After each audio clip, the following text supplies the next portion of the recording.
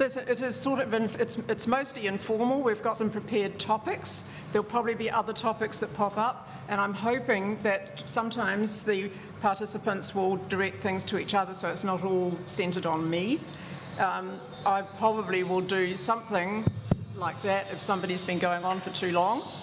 And so without further ado, I will introduce our crime and punishment session. And I'll just at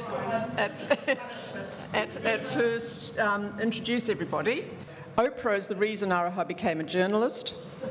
He copied her interview mannerisms, and he was also very impressed by RuPaul, who he wrote about in The Listener of 2 weeks ago, because RuPaul was such a role model for him when he was growing up in rural Taranaki.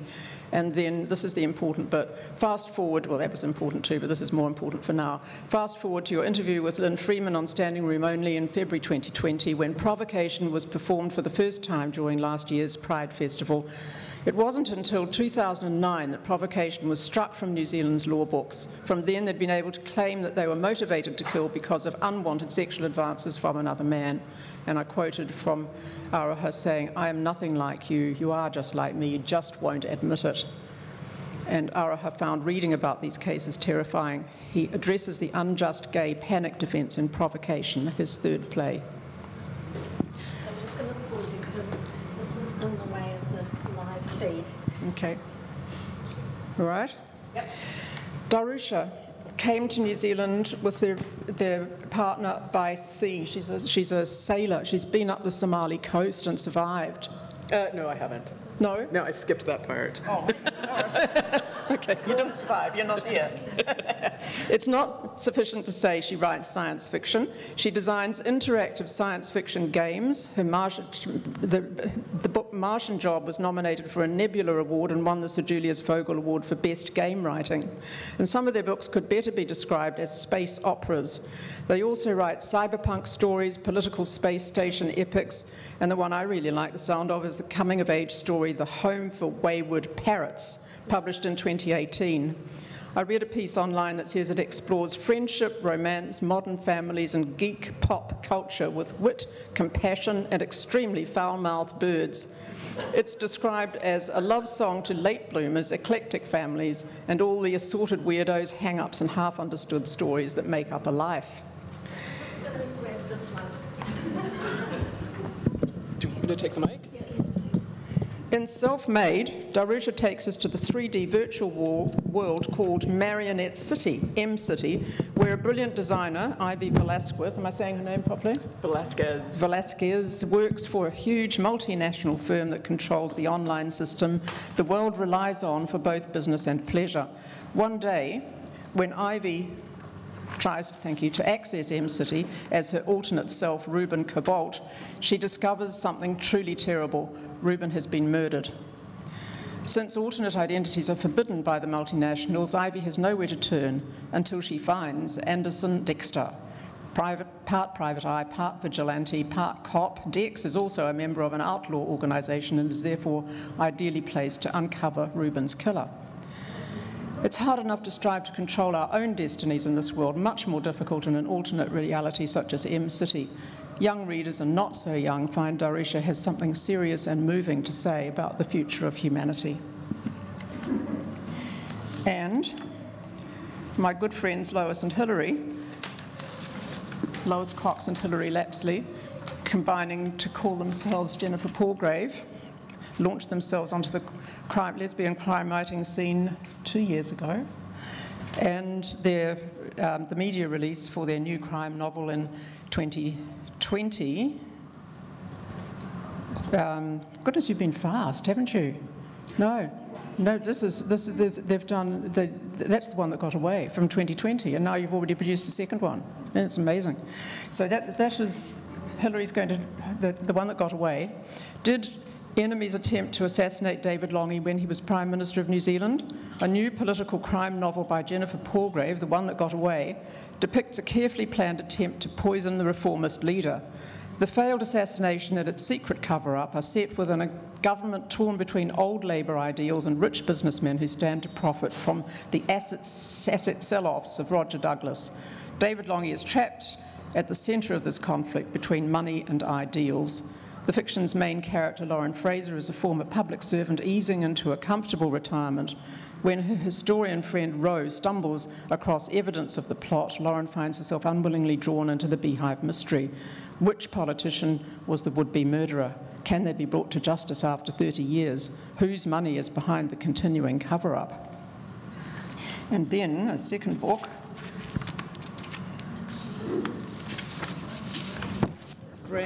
brand new, hot off the press. Thank you.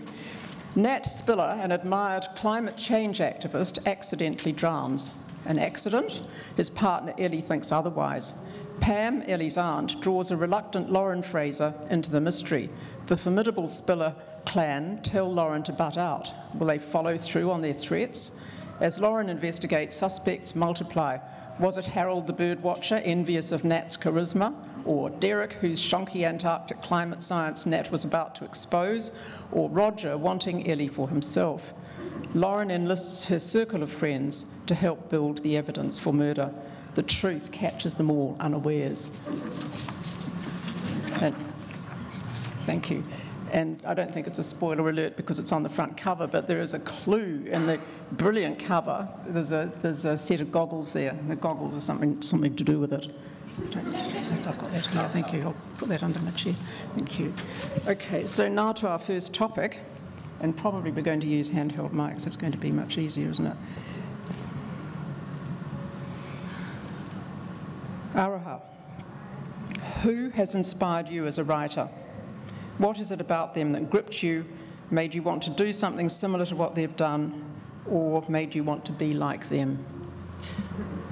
Surprisingly, I'm a film person. I'm more of a visual person. So my first love in terms of that kind of creative world is film. And so I watched a lot of film because it was escape for me in Hawera, and I became a really passionate film buff. You want me on your quiz team and the pub quiz team, I guarantee that. So I wasn't really a big reader, but I spoke last night when I discovered The Colour Purple. It was the first novel that I actually read by Alice Walker. I saw the film first as a 9-year-old boy, and it just resonated with me, the struggles of oppressed African-American women in the early 1900s. I could relate to that as a 9-year-old boy, Māori boy growing up in Hawera. And that one scene I spoke about last night was a famous scene acted by an unknown actress at the time by the name of Oprah Winfrey. It was just a powerful scene of resilience. Oprah played a character where she refused to be beaten down, and her sister-in-law told her husband to beat her. And Oprah talks about fighting her whole life, her character fighting her whole life, and she never wanted to fight in her own home. And she'll kill the man, and she loves her husband, but she'll kill him before she'd let him beat her again. And that really resonated with me as a 9-year-old child, because as gay men in the 80s, 70s, we had to fight as well, to fight the men in our homes. So that was like the very first novel that I read, and it was only because it kind of spoke to me at that time. And it really saved my life, because being young and impressionable, you latch on to anything that helps you survive such destructive environment that you're in. And so it was kind of Alice Walker was kind of the first writer that I discovered, and but mainly I've been a film lover. Darusha, same question. Well, it's interesting because The Colour Purple is my favorite book of all time. And I don't know if it's a queer book, and I read it as a teenager before I saw the film. And it was one of those books that taught me what the power of the written word can do. It's an incredible book. If you haven't read it, I highly recommend reading it. But when I was thinking about this question, I was struck by the fact that when I was a kid, I was a huge reader. I was one of those kids who would just literally read anything. Like, I read the phone book, I read the dictionary, I read the entire encyclopedia set set that we had in our house. If it was printed material, I'd read it. But I was drawn to, this was before the internet and before you could just get books like any book you wanted ever. So I was sort of stuck with the material that was available to me. And I tended to gravitate towards what was at that time where I grew up in Canada called the men's adventure section, which was where you would find your Clive Cusslers and your Ian Flemings and your spy novels and your thrillers and that kind of thing. And those were probably my favorites, although I also, like I said, would read literally anything. And as I got older, I realized that I wanted to be able to tell those kinds of fun adventure stories, but with a cast of characters that was not just a bunch of rich, privileged white dudes. And the same thing with the science fiction that I had read as well. And I mean, being of a certain age, the books that I was reading that were probably written in the 70s, I was reading in the 80s and the 90s, were of a type, certainly that were available to me. And as I got older and the breadth of other writing became available to me, it was just really eye-opening. So the writers who really inspired me are not necessarily writers that I would recommend other people read today. They just happen to be who was available at the time. Not that they're bad, but there's so many more voices now, and it's wonderful that there's so many more diverse, interesting, international, not necessarily English-speaking, not necessarily white, not necessarily cis straight people that you can read. That, yeah, I think finding inspiration through all the new voices is a wonderful thing to do. Lois and I, we're going to take turns to save time. So this is my question. I'm sure Lois would give an equally lengthy answer too, as I'm tempted to, but we're going to cut it short. Can you hear? No, closer. Is that better? Yeah, okay. Lois and I are alternating. Now, as a lifetime of reading fiction, literary fiction, crime fiction, various genres, to become a crime writer is quite a step at the age of 70-ish. It's a bit hard to pin down an inspiration, but when I came out as a lesbian in my 30s, I discovered lesbian trash novels, and while I didn't think that they were really all that good, some of them were pretty interesting. So that was, I wouldn't like to say trash novels are an inspiration, but there's a certain kind of genre in lesbian crime fiction. You have to have a sex scene as well as a crime, and so we tried to stick to that genre, but hopefully rise above it slightly. In terms of inspiration, it's been interesting to see some lesbian crime writers get a much wider audience, and you mentioned Val McDermid last night, who started writing a series of genre lesbian crime novels and then made it into an international huge audience with not exactly lesbian novels, but then with the trick of the light. She wrote a very lesbian novel and it was marketed in just the same way as all the other stuff. So we've seen lesbian stories become interesting to wide audiences. So, and I just say, actually, in terms of inspiration, what I was thinking about and doing the work on these books was one of my favourite writers, who's Alexander McCall Smith. And what I really like about his Edinburgh series, there's a couple of different series, but one of them is a crime series, the Isabel Dalhousie series.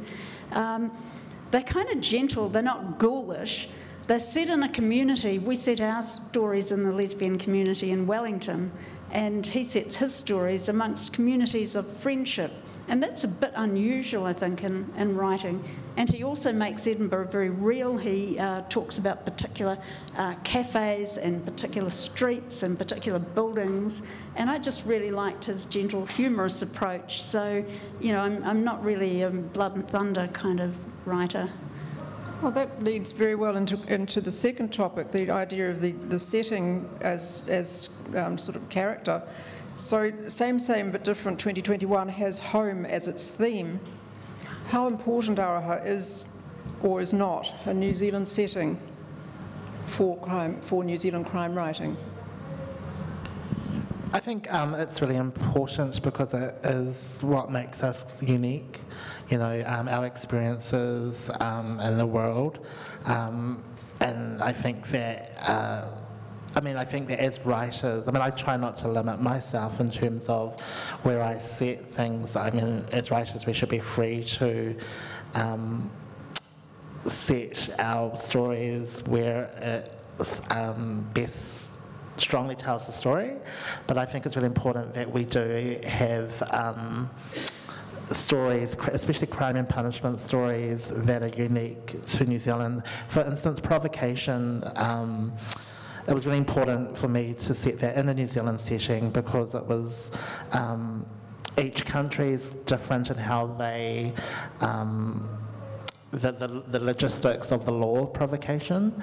And in New Zealand was just an unjust part of our queer history, provocation, and it was not only until 2009 when it was eradicated, as you said, and that's quite recent. And I thought it was really quite important because we know the names. Well, I knew the names: David McNee, Ronald Brown. And it was really important to have that in that context. The play also had a Māori character in the play because I thought that was quite important to portray that this defence was unjust to all cultures. The Māori character in the play was a closeted married man, and that also is based on kind of reality as well. And it really brought what I wanted to say in Provocation, it localised it for the local audience to try and portray how I felt growing up reading about these cases. So I thought in this instance it was important that it was set here in New Zealand. As primarily a science fiction writer, a lot of my books and stories are not set on Earth, let alone in New Zealand. So setting is incredibly important, but it's a character unto itself often. But what I find interesting, and I think partly it's because I'm an immigrant and I was a traveler for so long, is that I'm interested in people being in a new place and what they bring from where they came from to that new place, whether it's physical manifestations of where they came from, but also the sort of emotional baggage, but not necessarily in a bad way, that comes with the place that you are from and how that interacts with the place you are now. And a lot of my stories that are set in faraway worlds are about new arrivals to those places and how they sort of take where they're from and integrate that or not into where they're coming. So I think setting and character have a lot to do that is intertwined because our sense of place is, I think, ingrained in many of us. Not everyone, but where you're from and where you've been and where you are can't help but influence who you are. I think we'd agree with Darusha that its characters are formed by where you come from, where home is. But for Hilary and I, it was even more than that.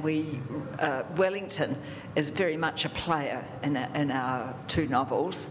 The cityscape, the natural, the things around Wellington, like the wind, like the rocky sea on the south coast, and then the institutions. We have a lot of real people and real things in our novels, and that helps us make them seem real to us, and I think real to the readers. I remember the first time I saw a New Zealand movie, it was so lovely to see something we knew. And I thought, this is what people in Los Angeles must feel like all the time. It's just familiar to them. But it's the same in a book, I think. So that we've got, for example, we've got the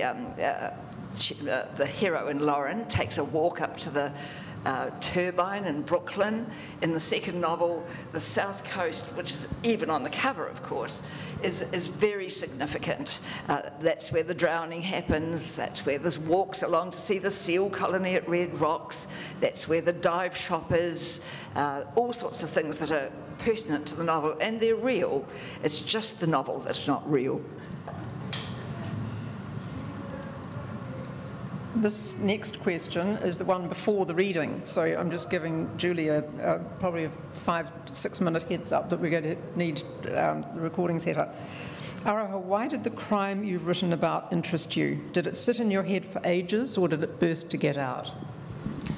When I became, I'm a journalist background, and I became a playwright in 2005, and I had written 2 plays prior to that weren't queer related. They weren't something that was deeply personal, because Provocation was something that I grew up reading about, and it just really frustrated, frustrated's not the word, it just angered me that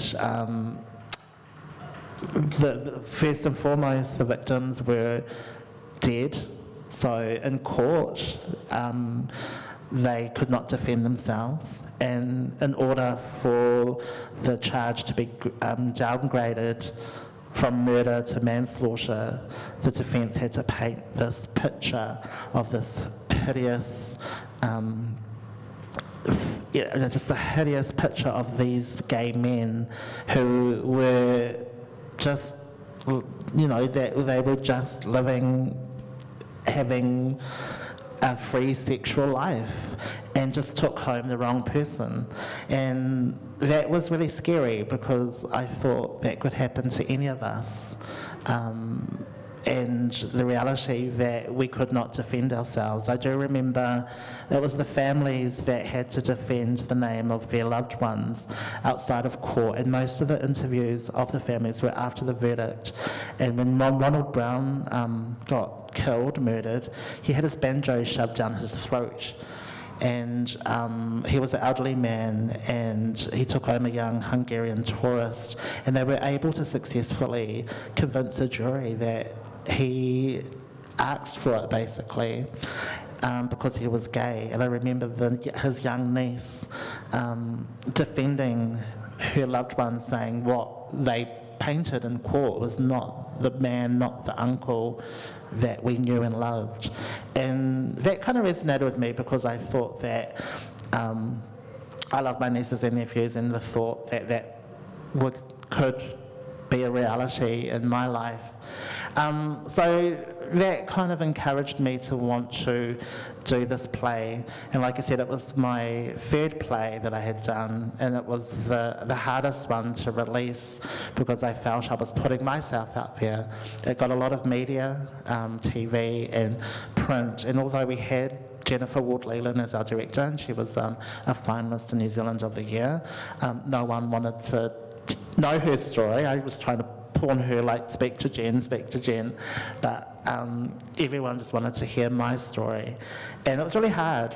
But I felt that in order to put yourself out there, in order to present this piece, I had to go 100%, and it was really hard to share that. I'm also I was a victim of a hate crime, a vicious hate crime as well, and that was one of the reasons why it drew me to write this piece, because I knew firsthand what homophobia can result to.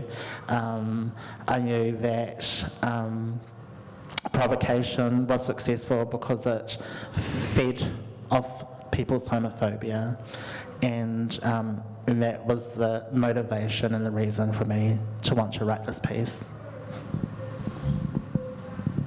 Sometimes the things that people say up here make me forget to breathe. So if there's lots and lots of questions, extra questions I'd love to ask Aroha, but I'm not going to, because we've got this little agreed topic thing. But if you've got a question that's bursting to get out, please hold on to it, and we will have about 10 minutes at the end where you can ask people. I'll ask you to get up and come. I'll bring the microphone over to you if you stand at the bottom of the stairs, and then everybody will hear. One of the things that interests me about writing crime is that crime is a social construct.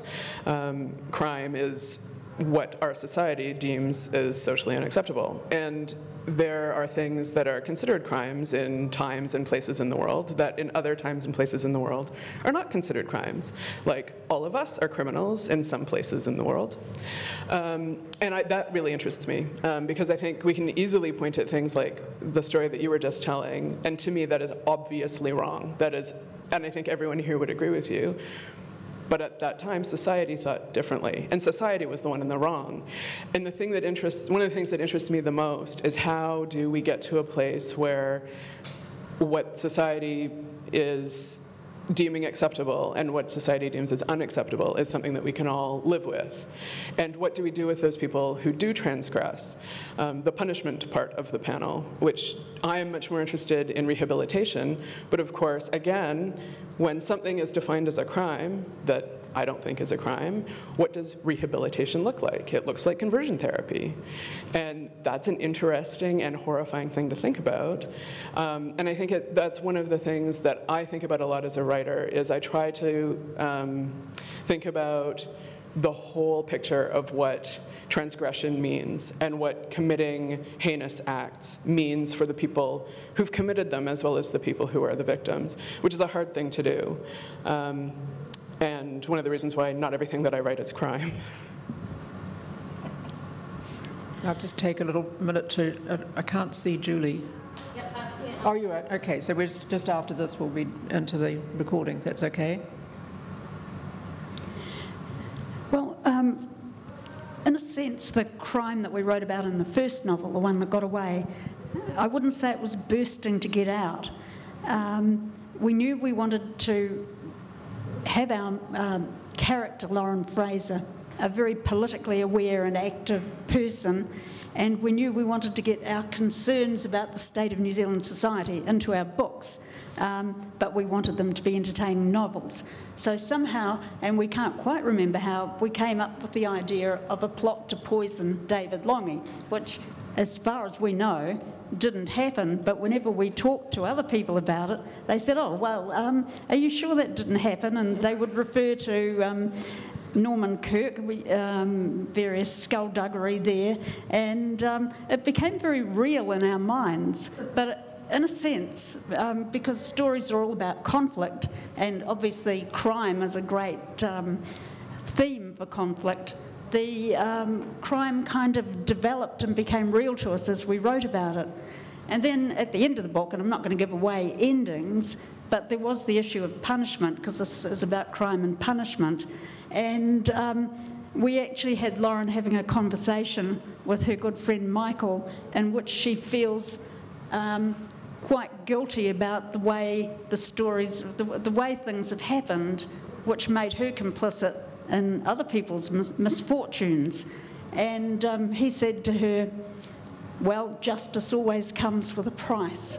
And so we felt we kind of worked through not having revengeful sort of novel, which wasn't what we wanted, but somebody who's thoughtful about the effects of their actions, even though, you know, the baddies get their just desserts. She feels quite concerned. So I think, you know, in the second book too, we thought through what would happen to the person who committed the crime, and in some ways we felt some sympathies with them.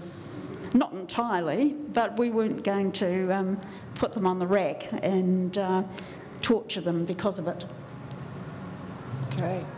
So now we'll take a little break from the pre-planned stuff and do our readings. I asked the panelists to put their crime in context, positioning it in time and place. And we'll start with the recording of ours. It's from Provocation, isn't it? Yeah. It's only a minute. A conversation about whether these gay murder victims deserve to die. We didn't. We don't. Well, 2 juries decided that we did. Writer Aroha Awarau taking a close look at an archaic law in his new play, Provocation. So for Provocation to be successful, you had to be deemed as deviant, as predatory, and just kind of prey on the homophobia of the jury. A decade ago, a raft of cases used provocation as a defence It meant that a defendant could be found guilty of a lesser charge. Last night, a jury found Ferdinand Ambach guilty of manslaughter, not murder, after his defence raised the possibility that Mr. Brown may have attempted to rape Ambach, causing him to fly into a monstrous rage. The gay men were always effeminate and the killers were always masculine, so on the cusp of their sexuality. So, you know, it was easy to convince a jury that this masculinity was threatened. That your behaviour asked for a violent response in some way. Yeah, it's terribly sad. In 2009, Clayton Weatherston claimed he was provoked into stabbing his girlfriend Sophie Elliott multiple times. The outrage this caused eventually saw the law abolished. It is used by stealth a bit now, because even in the Grace Mullane case, you know, her character was assassinated, really, in the courtroom. So an old law may have been struck off, but certainly not forgotten. It still exists because homophobia exists.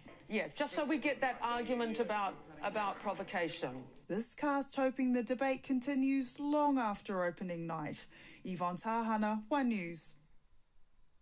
Do you want to make a comment at all?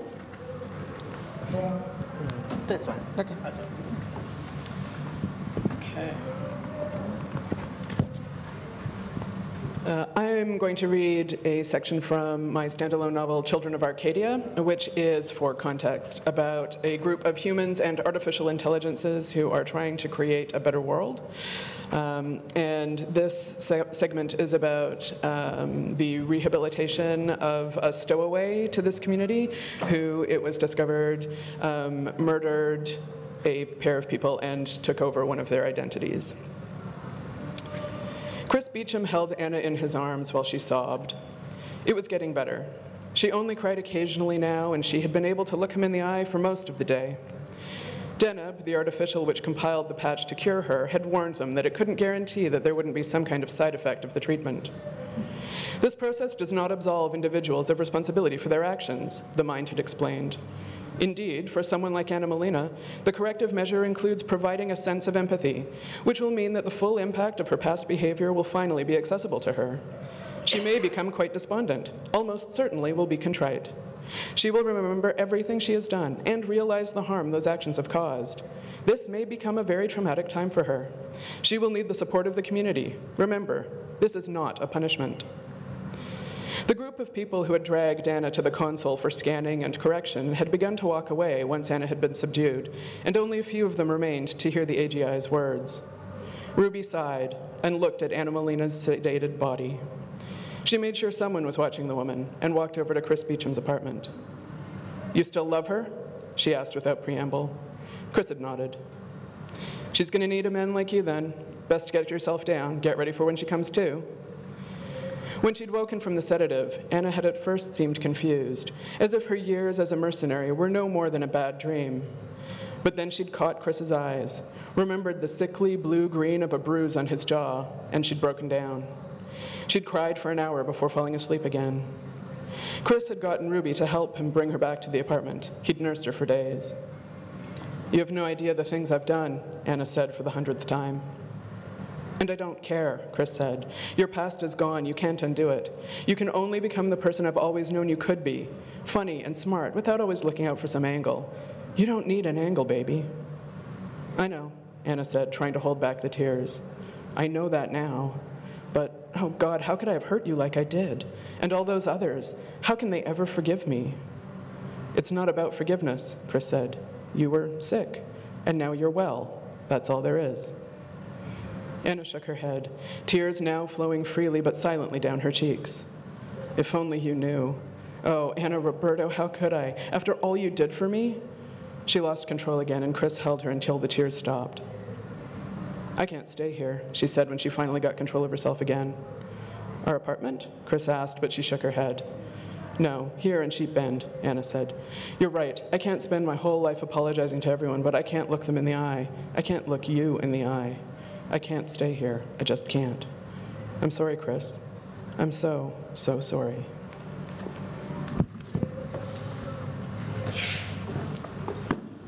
Thanks, Darusha. I really enjoyed that. There's more than one crime in our book, our first book. And this one is also a historic crime. At the time that Lauren's friend Michael, a gay man, was an MP under Longy's government. And he's remembering this. This is a flashback. He was walking along to his office in the old Parliament buildings when someone called out through an open door, "Have you got a minute?" Kevin Driscoll. Michael had no time for him, couldn't imagine what he wanted. "Sure," he said, and stepped inside. Kevin began with chit-chat, the weather, polite inquiries about how Michael was. Michael wondered where the conversation was going. Kevin couldn't care less about him. He eyed Kevin's unfortunate blue suit and ill-chosen tie with distaste. He was a very snappy dresser, Michael. Kevin rubbed the back of his neck, awkwardly adjusting his collar. "You voted for the Homosexual Law Reform Act, didn't you?" "Sure," said Michael. "I remember you didn't." Kevin was one of the few Labour members who'd voted with MPs like Norman Jones, who notoriously told homosexuals to go back to the sewers where you came from. "I can see why you would," Kevin said with some distaste. "You're good mates with Don Shepherd, aren't you?" Michael thought of Don, who was so camp it was ludicrous to think of him as married, though he was in a marriage of convenience. Kevin leant back in his chair, crossed his legs and continued. "It's surprising that the newspapers haven't picked up on Don and his little friends. Wouldn't look good if it got out, would it?" "If what got out?" said Michael. "Oh, that whole scene." Kevin wiped his hand across his mouth. He veered off into a different subject. "Important vote coming up in caucus on Monday, isn't it? Longy should stop trying to put the brakes on. He needs to realise caucus is behind Roger, wants the economic program to go ahead." "I don't think the whole of caucus is behind Roger," retorted Michael. "I'm not. I think Roger has lost sight of what Labour stands for. These reforms are causing a lot of distress to the very people who voted us in. Anyway, I haven't time for this, Kevin. I've things to do." He turned to leave. He wondered what the little prick was up to. He didn't trust him as far as he could kick him. Kevin's voice stopped him at mid-stride. "Have a look at this before you leave. I don't think you should be so gung-ho about voting with Longy." Michael turned around. Kevin was holding out a photo. Michael took it. He could hardly believe his eyes. The photo caught him on a footpath. He was facing another man, holding both his hands and leaning forward. Behind, Don Shepherd was smiling at them both. It looked as if Michael was about to kiss the guy. Closer up, he could see it was taken outside the Oaks, one of the city's gay bars. "How dare you," he said, "you little rat. Where did you get this? Who took it?" "Never mind," said Kevin. "You wouldn't like it to get out, would you?" "The press doesn't report this stuff." "They do if somebody mentions it in Parliament." Michael's mind went back to Colin Moyle. Kevin was relentless. "You wouldn't like your electorate committee chair or secretary or any of those old ladies in your electorate who do all that work for you to see copies of this and more shots like it?" Michael froze. His entire body had turned to ice. Then he shook himself. He said again, "You dirty little rat." He stood up and walked out of the office. As he did, he heard Kevin, "Say what you like, just make sure you vote the right way."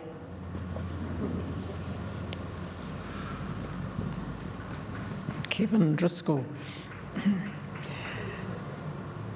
Are you happy, Aroha, with the way the LGBTQI plus narrative is advancing? What's helping or inhibiting its progress? I think, with Rurangi, with Drag Race in New Zealand, I think the world is starting to learn that we are multifaceted.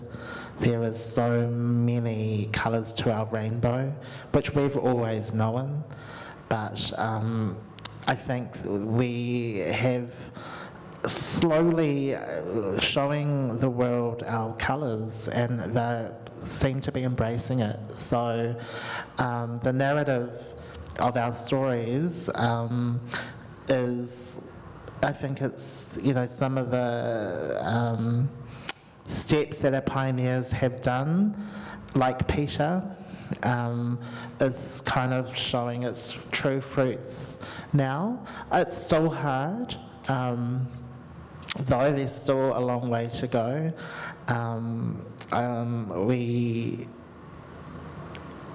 I mean, like, as a writer as well, I mean, and also as a journalist, you know, I'm not automatically, I write what I feel, and if it is a rainbow queer story, it is a rainbow queer story. And I also think that we should encourage our writers to do that as well. I think that there is also a responsibility that when we do want to express that, we do have a responsibility to share our stories in an authentic way, which has been happening. We had Cole here last night, and their amazing work in Rurangi, and yeah, I think it's a positive step forward. I think it is. Yeah, I think it's certainly, you know, here in New Zealand and in Canada where I come from, there's no question that it's getting better. It's so much better than when I was a teen, when even in Canada we didn't have marriage equality, and you know, I remember coming out in high school, and it was fine, which was great, but it was a thing, like it was a real weird thing. And that was coming out as queer. Genderqueer wasn't even a thing. Like, non-binary didn't exist when I was a teenager. And it's great that freedom to express sexuality and gender identity is becoming so much more common now that it's sometimes easy to forget that it is also still very hard, and that there is still prejudice, and that there is still many people who don't understand, don't want to understand, and our young people, and at any stage, struggle with being our authentic selves. And those of us who are able to live authentically in the world, I think, have a duty to not take that for granted, and to sort of show ourselves joyfully and truly who we are, so that those people who do not feel that they can do that yet have someone to look at. And whether we do that in our just daily lives, in our writing, in our art, in all those ways, I think that's, it's sort of incumbent upon us to sort of live joyfully and freely in as much as we are able. I think things are really progressing. I mean, look at this festival. It's been going for a few years now, and thank you everyone who's organised it. But could you imagine this happening in the 1960s? No. In the gay liberation and women's liberation movements of the late 60s and early 70s, we didn't really have any gay and lesbian fiction in New Zealand to look at. But since then, there's been a flowering, and it's really fantastic. Like you said, Aroha, to tell our own stories. It's great that we can, and if we don't have our own stories to read, you can feel very isolated, and hopefully that isolation is breaking down. And also, we're able to be much more frank. One of the things about feminist discovery, I guess, of the 1970s is we realised how many writers that we didn't know were lesbian were actually lesbian. And Jen, you talked about Patricia Highsmith. I've always really liked her creepy stories about obsession, and then when I found out she was lesbian, which was much later after having read her for years, I found that really interesting, and to find out that it was her who'd written The Price of Salt, which was such a good lesbian novel. Fantastic. So yeah, I think the narrative is advancing. And just to take you back to Radcliffe Hall, who you also mentioned last night, Jen, the sex scene in Radcliffe Hall's The Well of Loneliness consists of one sentence, and it is, "And that night they were not divided." Well, I think we can say more now, and we do. Now, we've got two more topics that we were going to have, and we can still do that, but if we're going to see a show of hands of anybody who's got a burning question, because I'm prepared to abandon the topics and have your questions.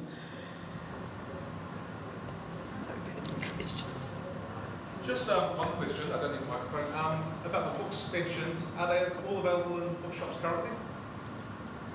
Unity has most of the books, I think. Yes. Are they coming here today? No, they're just across the road. So if you're interested in books from any of our writers, just cross the road and go to Unity Books. They're ready for you. And Aroha, in terms of Provocation, what is the future for it in terms of performance, or is the text available to read? We presented at the arts market, and then COVID hit. We were hoping to have a tour to Wellington this year, but because of COVID, it's really back to the drawing board and seeing now that everything is opening up to see where we can do it. I mean, the momentum after the first season was great. We were wanting to follow up on that. So hopefully we will get it up and running again. Yeah. Lois, Hillary, Jennifer, could you just talk briefly on the process of writing? Right, people do wonder how you write a novel together. What we did was we worked out where the book was going, and we'd sit down and talk about a couple of scenes, and I'd take one and Hillary would take one, and we'd write them out by longhand, and we'd spend 10 minutes after breakfast each day doing that. Sometimes it took longer than 10 minutes to do the scene, but that's how we started. Then we would read them to each other and then make a few changes, and then we would type them up, and as we did that, there would be more changes. By the time we'd got to the end of the process, we often couldn't tell which person had written which bits of book, and really it was because by that time there were so many changes and collaborations that made a big difference. So just going back to that, you said so that initial plotting the plot, you get a germ of an idea, for example, something around creative longing, perhaps, an intrigue. Also, your impetus is obviously the genre. Could you talk a little bit more about how you maybe came up with the idea for the longing focus book? We've actually got no idea how we came up with that. we look at each other and say, where did this come from? The germ of that book, the bit that I read with the nasty Kevin Driscoll, was based, we'd started doing, we wanted to free up our non-fiction writing. We both have got non-fiction stuff. And we thought we'd do a fiction course to do that. And we started writing we were told to write little scenes. And one was to be somebody, it was just a character sketch. And I thought about this person who is the only person in the book, apart from the real people, who is actually based on somebody nasty who was in Parliament at that time, and wrote that. And then we thought, why are we writing these little bits? It's boring, you know. Let's make a book. So we started with that person who was one of the people implicated in the poison plot that we half believe in with David Longing. And then in the second book, the plot was harder, actually. We had an idea and we started, and after a while we got in a bit of a tangle and had to sort things out to make the plot work. Yes, for the second book, we had a climate activist who went into the water and was found drowned, but we didn't know who did it either. So we had to work on that, and we had to do the whole crime fiction thing. We had to invent red herrings, so we had a number of suspicious characters, and it went from there. We still didn't know who'd done it, but eventually it became obvious. And just very quick, I'm just wondering, when you mix fictional characters with real characters, you haven't heard from any lawyers, because that's always something that sometimes wakes me up in cold sweat. For some months after I write a book, I go to the mailbox with a certain trepidation, worrying that I might be hearing from someone. I'm just wondering, any It did occur to us, and there's certainly somebody in that, Roger Douglas wouldn't, I think, at this stage, and we didn't say anything terrible about him, just about some of his cronies. But there were some people in that cabal against Longy that I'm not even going to name now because they're known to be pretty quick with the lawyer. And just to wind things up, I'm going to go along the row and ask you very quickly to say what was the nicest thing that anybody ever said about your writing?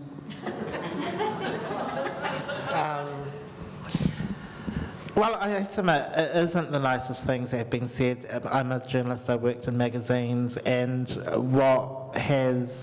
the honest truth. Editors can be quite brutal, but what it does is actually helped me with my craft. So it wasn't the nice things that were said to me about my writing, it's the not nice things, but they were the truth, and it forces you to adapt, and it forces you to get better. But I can't repeat what those things were. The nicest thing that anyone has ever said about my writing was in a review where a reader said, I finally feel seen. Yes, seen. I feel seen. Well, I could say that when our assessor for our second book said that we'd finally learnt to write. But I'm not going to say that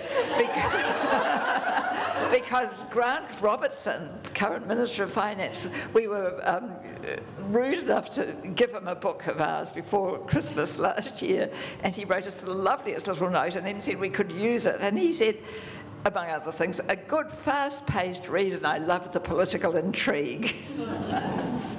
So that was pretty good from the Minister of Finance. Well, we have arrived at the end of our hour, and it's been lovely from my point of view. I'd just like you to please thank the panellists.